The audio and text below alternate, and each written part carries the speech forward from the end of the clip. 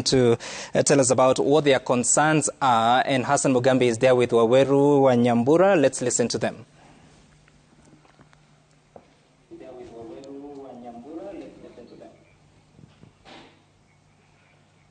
Hassan, if you can hear me, just take it away. Very much. Sam, tuko hapa katika eneo la Kibra kama ulivyosema, ni kwamba ni mengi ambayo yamesemwa katika studio na wazazi na walimu wamekuwa wakisikia, ikiwa ni wao ndio wanafanya utekelezwaji wa mfumo huu wa CBC. Hebu tusikie tu wanasemaje. Kwanza kabisa utaniruhusu kabla ya kuzungumza na walimu ambao wako hapa, tupate tu usemi wa wazazi kuambatana na swala zima la CBC. Watoto wamekuja nyumbani wanao kazi mbalimbali ambazo zinahitaji wale wazazi pia nao waweke shughuli zao chini, waketi na kuwasaidia wanafunzi wao. Hebu tusikie wanasemaje. Waweru. Asante sana Hassan. Moja kwa moja tunajiunga na dadangu, ameniambia yuko na wanafunzi wawili ambao wote wao katika huu mfumo mpya wa CBC. Karibu sana katika mada hii ya leo. Niambie vile ambavyo umekuwa ukichukulia huu mfumo mpya wa elimu wa CBC. Okay, asante sana. Kwa majina naitwa Faith. Asante sana kwa majina naitwa Faith. Mimi ni mzazi wa watoto wawili, niko na CBC grade 3 na grade 4. So mimi kama mama, sasa umetoka kazi uko na stress. Mimi huendesha pikipiki. Nimetoka huko na stress za jam.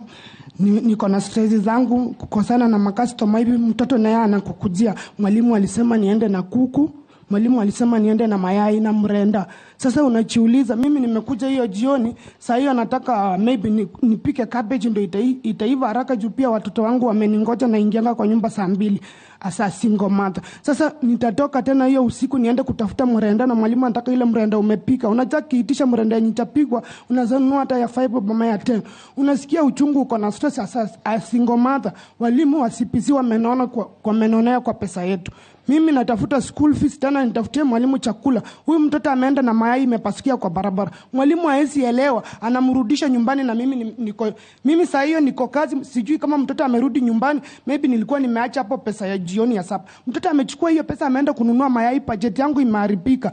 Mwalimu anaambia mtoto apike kitanda, enda uambie mamako upike kitanda, picha unitumie WhatsApp. Huyu mwalimu na ni mwanaume, akona nia gani mimi nipike? Na saa hiyo sina kitanda, maybe nalala chini. Kama mzazi unasikia aje? Kitanda inahusikana aje na masomo? Huyo mwalimu anataka kujua kama nalala chini ama kwa kitanda. Nasikia uchungu kama mzazi sana. Na huyu ni mtoto wa grade 3 atiapike picha. Na kama sina simu ya WhatsApp, mnataka nifanye aje kama mzazi? Asante sana.